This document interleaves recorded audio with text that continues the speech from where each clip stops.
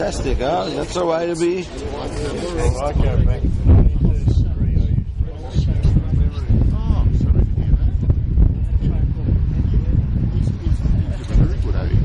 Yes, he was, but he wasn't well the last.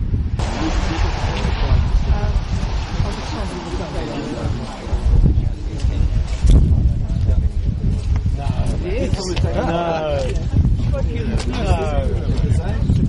How are you?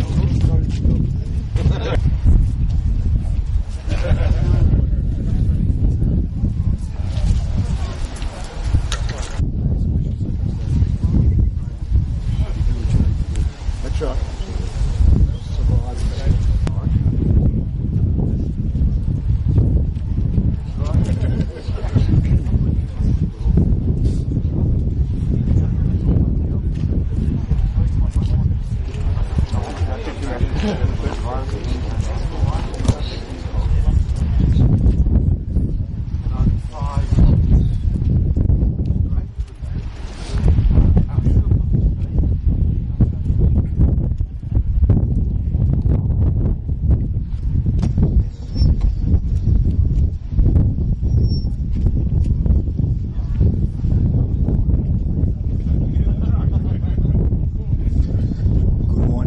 Ladies and gentlemen, we are ready to proceed.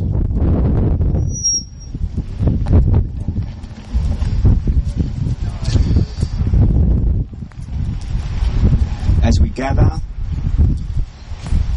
on a morning as auspicious as that of today, to honor a man who served our congregation as well as that of the wider Melbourne and indeed Australian Jewish and non-Jewish communities.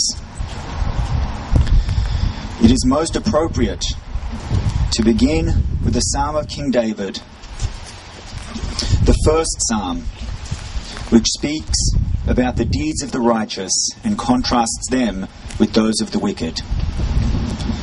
Ashrei ha'ish asher lo halach b'atzat rishayim u'b'derech hatoim lo yamad v'moshav leitzim lo yashav ki im b'torat Adonai cheftzei u'b'torato yehege yomam v'layla v'hayak et shatul al pal gemayim asher hirya yiten b'yitov yolei lo yibol v'chol asher yaseh yatzliach v'leichen harishayim ki im kamoitz asher titfenu ruach Al ken lo yakumu rishayim b'mishpat v'chatoim b'adat tzadikim ki yodei Adonai derech tzadikim v'derech rishayim toived.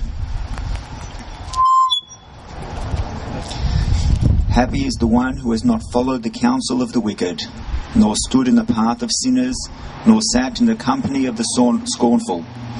Rather, that one's delight is in the Torah of the Lord, meditating in God's Torah day and night, and will be like a tree planted by streams of water that yields its fruit in season, whose leaf will not wither, and whatever that one does prospers. Not so the wicked, who are like chaff that the wind drives away. Therefore the wicked shall not survive judgment, nor sinners in the assembly of the righteous. For the Lord loves the ways of the righteous, but the way of the wicked is doomed.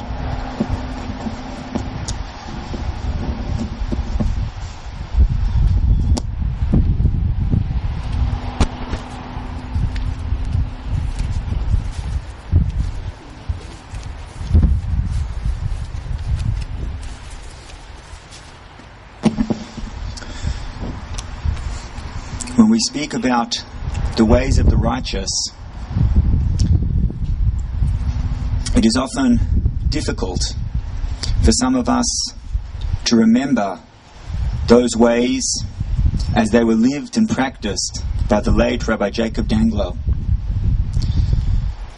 Obviously, I am not able to reflect personally on who he was as a person and what his contribution was to the Jewish and wider communities, as I was born several decades after his passing.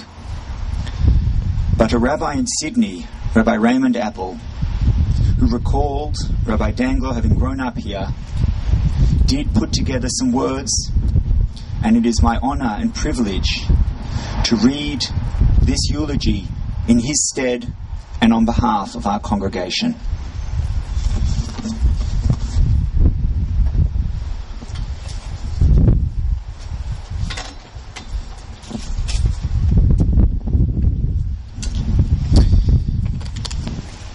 tribute by Rabbi Raymond Apple, Emeritus Rabbi of the Great Synagogue in Sydney. Jacob Danglow, in his time, was the leading rabbinical figure of Australian Jewry. Born in London in 1880, he became minister of the St Kilda Hebrew congregation in 1905 and stayed for 52 years. He and St Kilda were intertwined for all that amazingly long period, and generations of congregants grew up regarding him as the fixed point of reference in their lives. He did not actually establish the St Kilda tradition. That was the achievement of the founders and of the first minister, his predecessor, Reverend Elias Blaubaum, who served for 30 years before his untimely death in his 50s. But it was Danglow that moulded the congregation into a leading exemplar of integrated British patriotism and Jewish urbanity.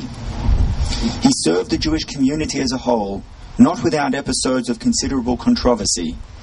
He was involved in countless civic and national causes, where his view was increasingly recognized as the voice of reason, tolerance, and wisdom.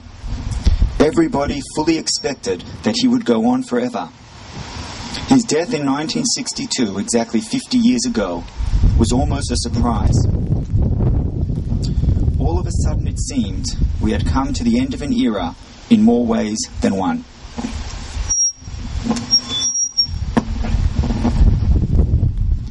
He lived a long life that in some respects remains set in an Edwardian time warp.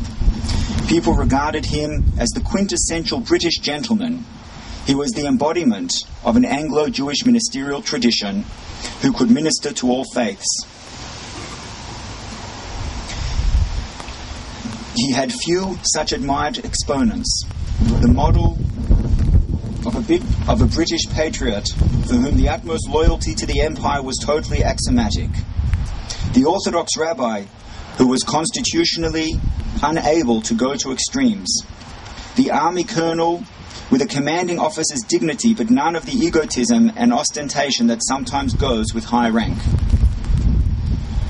The proponent of Jewish education who was not sure about the Jewish day schools, the lover of Zion who sternly opposed political Zionism, above all, the commanding personality and presence. There are aspects of his opinions which others did not always support, but there was also a record of solid achievement that went far beyond St Kilda and even beyond his considerable military service. To him is owed much of the structure of the Jewish community, institutions for youth, like the Jewish Scouts and the Jewish Young People's Association, the JIPA, for the old, like various endeavours of the Montefiore homes, and not only for the living, but for the dead, such as the Melbourne Chevra Kadisha. Many years on the Melbourne Beth Din, where for a time he was chairman, for the United Jewish Education Board, for almost every Jewish communal organisation you can name. He supported the creation of the Association of Jewish Ministers, of the Melbourne Jewish Advisory Board, which became the Board of Deputies, and even of the Kadima. Move outside the Jewish community, and you find him giving solid service to countless public bodies and holding high office in Freemasonry. Nowhere was he just a name on a letterhead, but a presence, a heart and a mind, a voice and a vote, a man of eminence. This was Rabbi Danglow, great in his time, but gone these 50 years, and hardly remembered, except by the remnants of a now almost vanished age. While he lived, one thought he would be eternal, or at least immortal, but now there is a new generation that knew not Danglow. St Kilda has recast itself in a more modern image. The Jewish community has radically changed and diversified. The empire has gone and the Commonwealth is groping for a role. The monarchy amuses more people than it impresses. Australia is moving in new directions and Israel is there to stay. And the establishment rabbinate is more concerned with traditional learning and practice than used to be the case. I hope I may be permitted to be rather personal in the rest of these remarks. A septuagenarian who was a boy when Rabbi Danglow was in his prime, I recall my infant feeling that the grand figure in the synagogue pulpit was larger than human. The boy was not quite certain what God was, but he rather thought that God was the rabbi or the rabbi was God.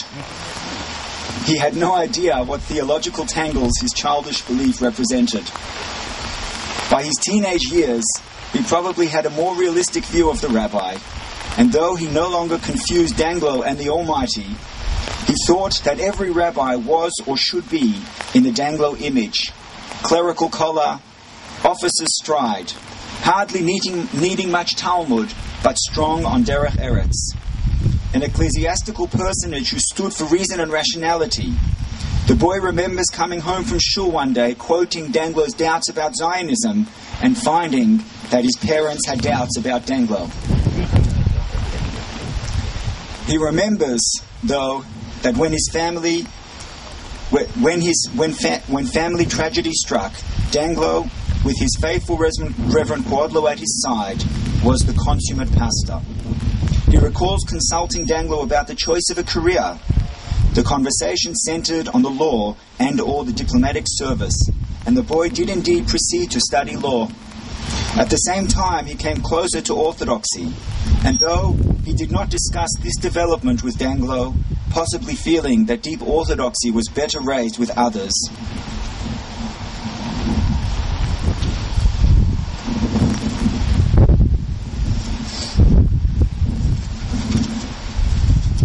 the boy eventually decided to enter the rabbinate, receiving Danglow's approval and his practical assistance, including collecting funds to help financially. During his rabbinical studies in London, he renewed acquaintance with Danglow, who was in England on a visit. He had already met the acquaintance of some of Danglow's ministerial contemporaries, and whilst he suspected that they and Danglow thought of him as a protege, he knew his style of ministry would not entirely be theirs. Yet over the years he realized how much he owed to that rabbi, whom he knew was even greater than divine in being eminently human. He often found himself doing things in Danglow's way, and when the decades had passed and he retired from the active ministry, he wondered if the word wise, which some people flatteringly attached to him in retrospect, was not part of the Danglow heritage. This ceremony is partly about that heritage, and I am proud to have a part in the proceedings, albeit from afar. Danglow's name is attached to various buildings and institutions in the Melbourne Jewish community. More importantly, his memory still moves those who were part of the generations that grew up under his eye, who as children somewhat hesitantly came up to the rabbi's seat in the synagogue and found on the table that was installed there a book to read and enjoy during what was sometimes a lengthy service. Today there are better books and a new rabbi, but the present is always built on the past. Today, in St Kilda, Danglow is now the past, but in his name, in his time, he unreservedly loved his congregation, especially the children, and was unreservedly loved by them. Today is a tribute of love. His foibles forgotten, his doubts dispelled, his gift to the lives of so many members of the community is honoured and cherished, and sometimes even embellished a little. May his name be a blessing.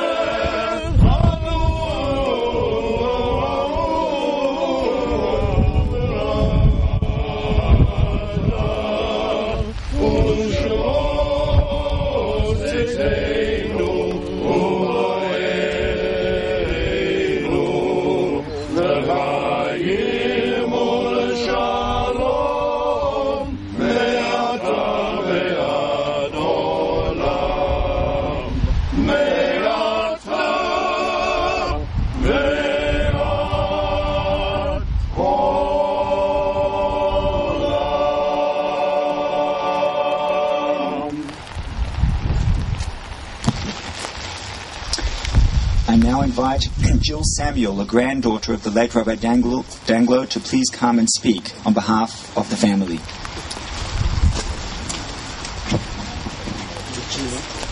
I'll hold this. I'll hold it anyway. Okay, you hold that too. I'm right.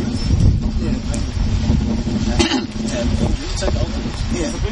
I'm right here. So thank you very much for inviting me. I was the eldest granddaughter of Rabbi Danglow. He had 9 granddaughters, 3 of whom are here today, Bar, Sue and Janet, and I guess Babette is an honorary granddaughter. I grew up in New Zealand, so I saw him when he was on holiday. He used to come and stay with us. And I guess I'm going to just talk a few personal things about him. And as you probably all know, Rabbi John Levi, who was a congregant, wrote a book about him. We were always very aware that he loved his congregation, was very much what we today would call a modern Orthodox rabbi. He was very English and quite intellectual. I was intrigued when I read the book about him that he wanted to do further qualifications at Jews College in London, but the St Kilda Synagogue wouldn't give him the time to study, so he was pretty cross about that, I think. Anyway, he loved his congregation. He used to talk about them a lot. One of the things, I think while he was a rabbi at St Kilda, the Liberal Synagogue started up in Melbourne, and the rabbi there, if I remember correctly, was a man called Rabbi Sanger, and he used to say he was such a nice man, damn him. Anyway, my grandfather, for those of you who didn't know him, he was tall, dark and handsome, very proud of his muscles. He used to say to us as little children, "Look at my muscles." And he bought us boxing gloves and taught us, me and my sister and brother, to box. I think probably a fairly unusual thing for a rabbi to do. He was a boxer, and he had a very wicked smile. He loved dominoes. He loved any games. He used to play dominoes. Bar also remembers the same thing, and Sue probably too. He spent hours playing dominoes with my mother when he was in New Zealand. And one night he was playing with her, and my father got a bit bored and fed up, so he went outside the window and pretended to be a burglar, and my grandfather sort of pulled himself up to his full height and went outside with a stick to attack this burglar and banged into the clothesline, and there was this almighty scream. He thought he actually had, but there actually was a burglar there. My mother used to tell us, I hear lots of stories about my grandfather, and some of them I used to tell my mother, who used to say that's not true. And I used to say to her, why don't you tell people? And she used to say, look, I knew my father well. I don't need to talk about him. But one of the things so I've heard various things, and one of the things Mum used to tell me was that he went to Canberra about once a month to beg for more Jews to be allowed in Australia. He did this, he used his own money, he did it himself. He didn't sing it from the rooftops. He was English. He didn't talk a lot about what he did. He told immigrants to cut their jackets short and look like Australians, as Australians didn't cope with strangers very well. And some of my contemporaries have said they didn't like being told that at all, but of course for him, he knew that if they were going to allow more Jews into Australia, in that day and age, people had to behave and look like Aussies. He bought us ice creams. He always asked my mum if we could have an ice cream in some foreign language, but we as children knew what he meant. He loved sport, just loved any sport. When he came to stay with us, he used to go bowling. He used to play golf, and every Wednesday in Melbourne he played golf with, I thought it was the head of the Catholic Church and somebody who was also head of the Anglican Church, but it was presumably other ministers. And one year my father came over, or Dad came over to Melbourne often, and he played golf with them this particular Wednesday. And he came home and he was shrieking with laughter. He said, every time they missed a putt, they would quote something from the Bible, each one trying to outdo the other. Anyway, they were very good friends. He was quite artistic because he used to draw. I think Bar and Sue we all remember he used to draw us lots of pictures in our autograph books. He taught us, my family, to say the Shema. He used to come in every night because he stayed with us. He used to come in every night and get us to say our prayers. The other thing I remember him telling us was that one year St Kilda apparently got into the final of the AFL? AFL got into the final, and it was on Yom Kippur. And he suddenly looked around his congregation and suddenly made an announcement that there seemed to be a lot of very deaf people in synagogue that particular day, and if they'd take their earphones out, they would make announcements from the pulpit every now and again and tell people what the score was, which is exactly what they did. I grew up, of course, I now live in Sydney, and I was part of Rabbi Apple's congregation, so I used to hear him talk about him a lot. I'm very aware that my grandfather was not a Zionist to begin with, and very definitely changed his mind. And similarly, he had very definite ideas about Jewish day schools. He felt that for the future of the Jewish community, it was really important that everybody mix with everybody else. And he certainly changed his mind about that too. So he was a man of quite strong opinions who was prepared to listen to others and change his mind. We loved him a lot. I think of him as a handsome, tall, dark man with a nice smile who... he was my grandfather. That's about all I've got to say, I think. Thank you. No, that's all, I think. Thank you kindly, Jill. Beautifully, beautifully spoken. I I now invite Mr. Ben Hirsch, President of the Victorian Association of Jewish Ex-Servicemen and Women of Australia, who will note a personal story and recite the ode, after which he will place a pebble on Rabbi Danglow's grave. Thank you, Rabbi, and thank you for the opportunity to say a few kind words about such a very important person in Australia's history. Chaplain Rabbi Jacob Danglow became a chaplain to the Australian Military Forces in 1908 and retired in 1960. I was in military service at that time as a volunteer reservist when Rabbi Danglow retired, and I never got to meet him. But one thing I'd like to mention to you is, in 1918, when the big push started to push the Germans across the Hindenburg line, Rabbi Danglow approached the commander of the Australian Corps, Lieutenant General Sir John Monash, and said, "General, it is getting close to the time for Rosh Hashanah and Yom Kippur. Where do you think we can have services?" And of course, Monash, in his typical style, said, "Well, there is a town in France which will be suitable for the service." And the Rabbi said, "But General, that town is in enemy hands, but it won't be then." And sure enough, it was liberated, and Rabbi Danglow could conduct services.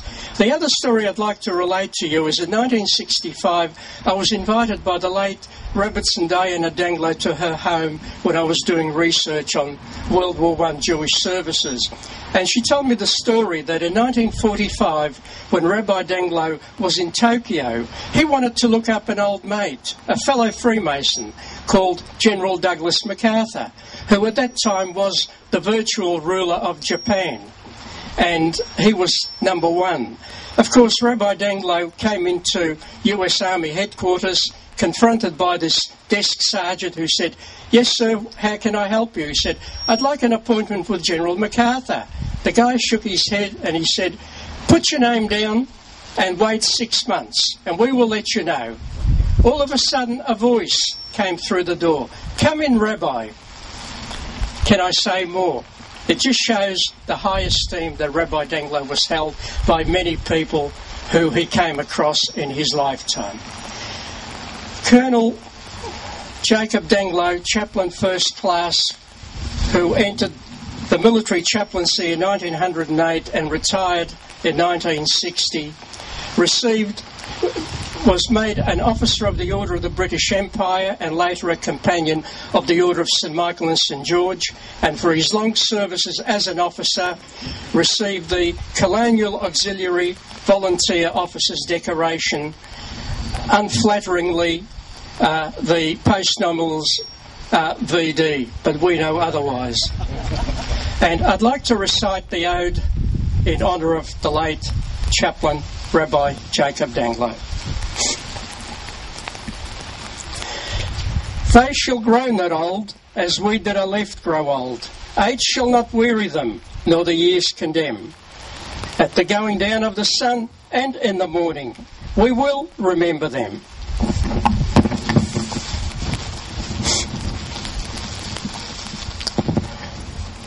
To further honour his memory, I place this memorial pebble as a token of our esteem, lest we forget.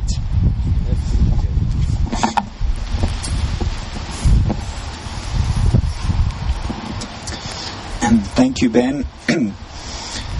I now call upon our Emeritus Rabbi, Philip Helbron, to recite the Kel Mole Rachamim for Moreinu Harav Yaakov ben Michael Shlomo.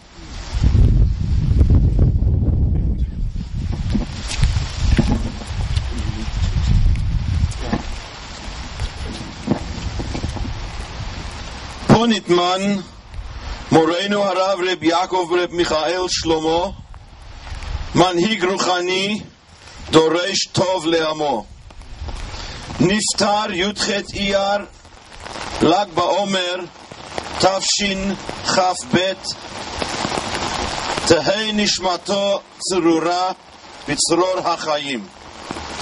In affectionate memory of Rabbi Jacob Danglow, CMG, OBE, VD MA, Chief Minister St Kilda Hebrew Congregation, 1905 to 1959. Beloved husband of May, deceased, and Diana, loving father of Claire, Jean, and Frank, who departed this life the 21st of May 1962, 5722, in his 82nd year. May his dear soul rest in peace. The bottom, Ponitman Rav Yaakov ben Michael Shlomo, Rabbi Jacob Danglow, CMG OBE VD, Army Chaplain, Defense Department, 21st of May 1962, age 82, lest we forget. El Mawale Rachamim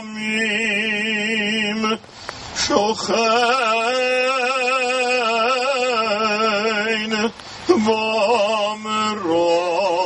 V'Meromim Ametzei Menughanechona Aleganefei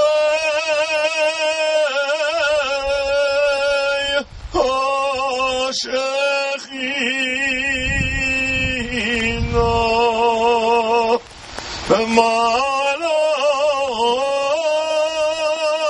Kedoshim Udorim Kezwar Arakia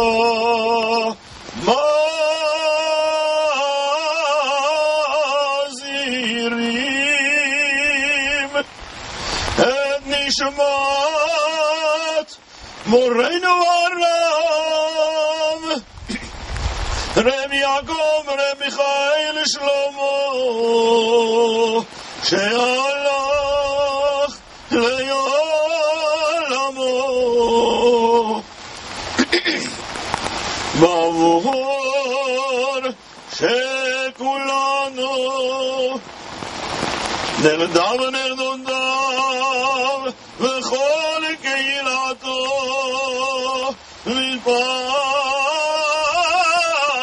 V'palelim V'alaskarat Nishmato V'gan Eiden Menuchato Rachein Bala Rachamim Yastireyu B'Seiter Gnavav Le'olamim Yitzror Achayim Et Nishmato Adonai Unachalato Ve'yanuach Shalom al Mishkavo Ve'nomar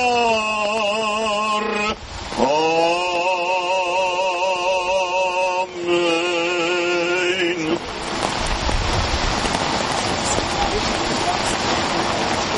Yara.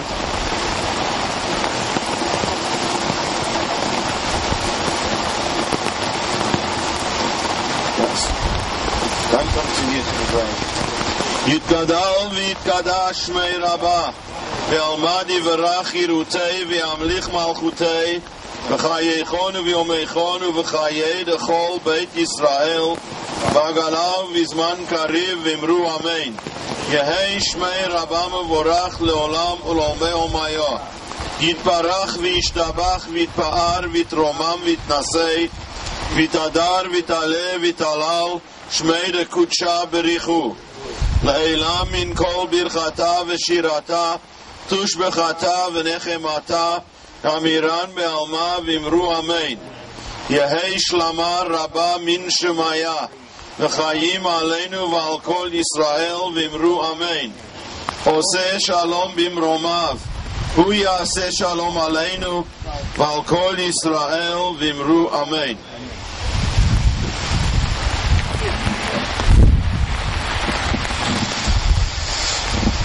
I now invite the choir to sing in the rain.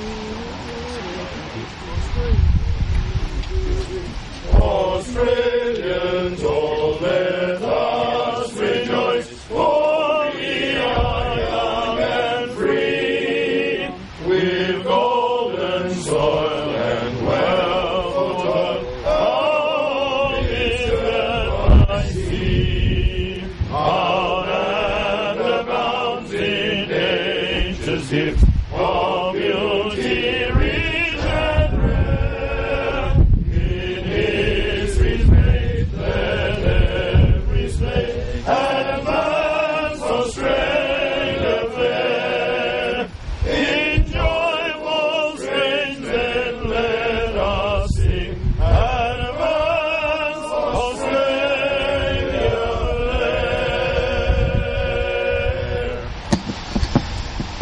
fair. Ladies and gentlemen, on behalf of President Peter Cohen, who together with the other Kohanim are standing just outside the gates, on behalf of the ministers, myself, Emeritus Rabbi Philip Helbron, and Assistant Minister Rabbi Hillel Nagel, and of course on behalf of the family of the late Rabbi Jacob Danglow, I thank you kindly for coming and representing your organizations and showing your respect for Rabbi Danglow, and this service is now concluded.